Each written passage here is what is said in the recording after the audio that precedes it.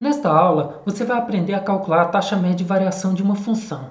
Além disso, aprenderá a interpretar os resultados, analisando tanto o sinal quanto as unidades de medida envolvidas em cada problema. Considere que uma variável y esteja em função de uma outra variável, x, e tomemos dois elementos do domínio, a e b, com a diferente de b. A taxa média de variação de y entre os números a e b é definida por ΔY dividido por Δx. ΔY é f de b menos f de a. Δx é b menos a. Vamos ilustrar a definição com uma função dada a partir de dados em uma tabela. Na coluna da esquerda, colocamos a idade de uma criança, desde a data do nascimento até os 7 anos de idade. Na coluna da direita, nós colocamos a altura medida em centímetros. No nascimento, ou seja, com a idade 0, a criança tinha 48 centímetros. Com a idade de 1 ano, 70 centímetros. 2 anos, 83 centímetros. Até os 7 anos de idade, quando a criança tinha 118 centímetros. Nós vamos colocar a altura da criança em função da idade. Por isso, vamos escrever A igual F de I, com A indicando a altura e I indicando a idade. Vamos calcular a taxa média de variação de altura da criança desde o nascimento até os 2 anos de idade. Temos que a variação de altura, ΔA, dividido pela variação de idade, ΔI, é igual a 83 menos 48 centímetros dividido por 2 menos 0 anos. 83 menos 48 dá 35. 2 menos 0, 2. 35 dividido por 2, 17,5. E a unidade medida é em centímetros por ano. A interpretação é a seguinte: durante os 2 primeiros anos de vida da criança, a cada ano que passou, a altura da criança aumentou em média 17,5 centímetros. Quando a criança cresceu mais rapidamente? Entre 0 e 2 anos? Ou cresceu mais rapidamente entre 2 e 7 anos de idade? A taxa de crescimento entre 0 e 2 anos de idade nós já temos.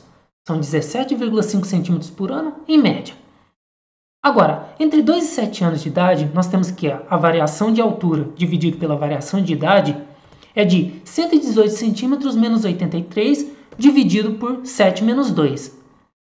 118 menos 83 dá 35. 7 menos 2, 5. 35 dividido por 5, 7. A unidade, novamente, em centímetros por ano.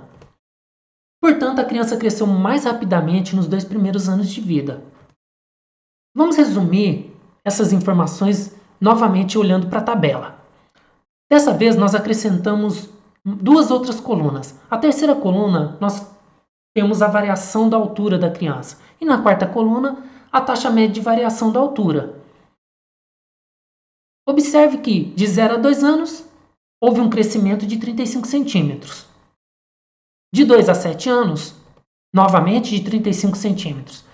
Note que o crescimento de 0 a 2 anos e de 2 a 7 anos foi exatamente o mesmo. 35 centímetros nos 2 primeiros anos e 35 centímetros nos 5 anos seguintes.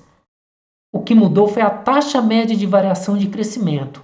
Enquanto nos 2 primeiros anos houve um crescimento de 17,5 centímetros por ano, nos 5 últimos anos houve um crescimento de 7 centímetros por ano. Sabe quando as pessoas dizem que é necessário aproveitar muito bem os primeiros anos de vida de um bebê porque eles passam muito rápido? Pois é, na verdade, não são os primeiros anos de vida que passam muito rápido. Acontece que a taxa média de variação do crescimento das crianças é muito grande nos primeiros anos. Ou seja, quanto menor for a criança, maior é a taxa média de crescimento dela.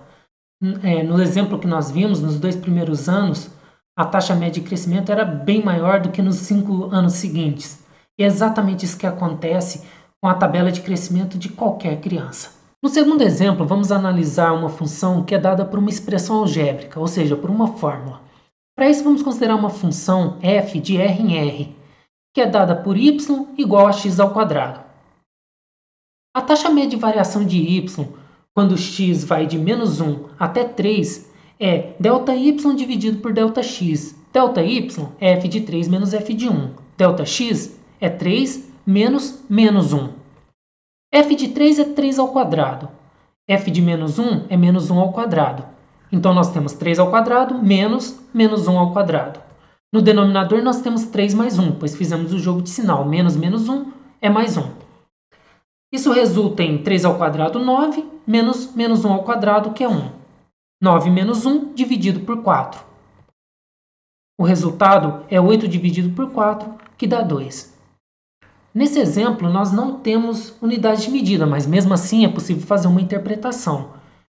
Note que para cada acréscimo de uma unidade na variável x, no intervalo de menos 1 a 3, a variável y sofre um acréscimo também, de 2 unidades em média. No terceiro e último exemplo, apresentamos dados a partir de um gráfico. Nele, nós colocamos a pressão de um gás em função de seu volume. O volume é medido em metros cúbicos e é apresentado no eixo horizontal. A pressão é medida em Pascal e está no eixo vertical. A curva que apresenta a relação entre a pressão e o volume é chamada de isoterma. Nela, a temperatura permanece constante e não influencia na análise do fenômeno.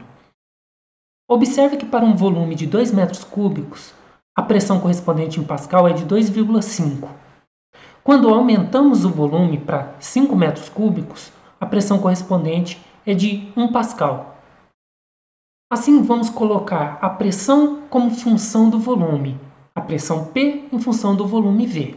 A taxa média de variação da pressão P entre os volumes de 2 e 5 metros cúbicos é dada por ΔP dividido por ΔV.